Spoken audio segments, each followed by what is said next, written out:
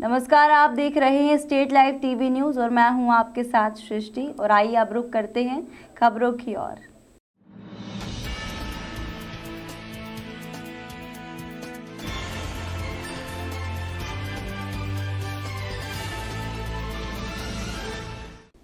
इंदौर के विजयनगर थाना क्षेत्र से प्यार का एक ऐसा मामला सामने आया है जहां प्रेमिका कर्ज के पैसे लेकर प्रेमी की जमानत करवाती है, फिर उस कर्ज को चुकाने के लिए प्रेमी लूट की वारदात को अंजाम देता है। वहीं विजयनगर पुलिस ने शुक्रवार देर रात बदमाश को पकड़ा तो इस प्रेम कहानी का खुलासा हुआ।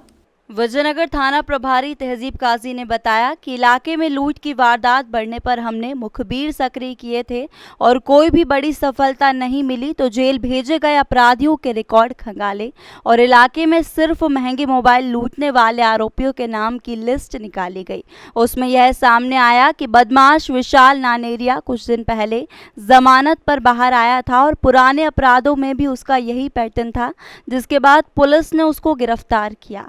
विशाल पर हीरानगर, लसुड़िया, पलासिया सहित अलग अलग थानों में 8 से अधिक अपराध दर्ज हैं और पूछताछ में आरोपी ने पुलिस को बताया है कि वो कुछ दिन पहले डकैती की साजिश रचने के मामले में जेल में था और उसकी गर्लफ्रेंड ने ब्याज पर 40,000 रुपए उधार लेकर जमानत कराई थी। वहीं जमानत मिलने में लंबा समय लग गया था और इसी कारण से रुपए मांगने वाले लगातार गर्लफ्रेंड को परेशान कर रहे थे और इसलिए उसने जेल से छूटते ही फिर लूट की वारदात को अंजाम दिया।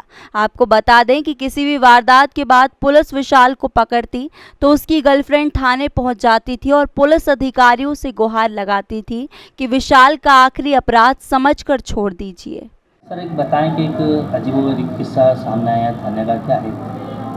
नहीं, अजीबोगरीब तो क्या, चेकिंग चल रही थी। चेकिंग लगाई जाती है शाम के समय कि जो अपराधी लुटेरे वगैरह होते हैं उनको चेक करने के हिसाब से। तो चेकिंग के दौरान sub inspector Sanjay Dhruve check कर रहे थे। चेक करने में उनको एक मोटरसाइकिल पर संदिग्ध लोग दिखे तो चेक किया तो एक आदमी पकड़ा, 2 भाग लिए थे वहाँ से।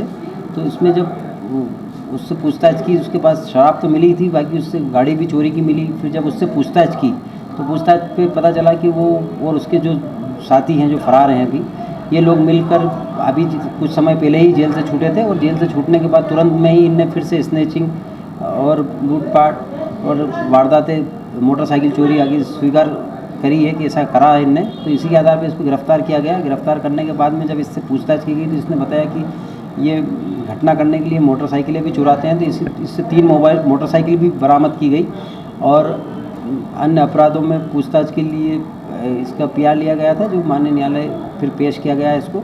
और अन्य जो साथी इसके घटनाओं में साथ में रहते हैं उनकी तलाश की जा रही है। ये वारदात करने के पीछे घटना मतलब क्या कारण रहता था इसका?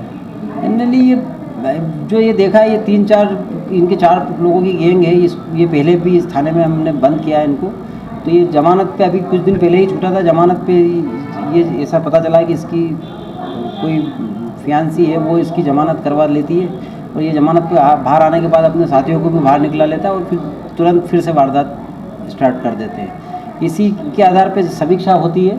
समीक्षा जब की गई कमिश्नर DCP साहब के द्वारा, तो ये पाया गया कि अपराध इस क्षेत्र में क्यों बढ़ रहे थे। फिर हमने जेल रिहाई चेक की। जेल रिहाई चेक करने पर इनके 4 लोगों का बाहर आने का पता चला। इनकी ये पकड़ा है और 2 साथी और इसके फरार है, वो भी पकड़ा जाएंगे। इससे फिर कंट्रोल होगा। अच्छा, बताया जा रहा है कि इसकी जो प्रेमिका है वो उधार पैसे लेती थी और फिर उसके बाद इनकी जमानत कराती थी। हाँ, इसकी जो फियांसी है वो कोई जॉब करती है, वो अपनी तनख्वाह और अन्य इधर से करके इसकी जमानत करवा लेती है। जमानत हो जाने के बाद में ये फिर से वारदात करने कर्जा चुकाना।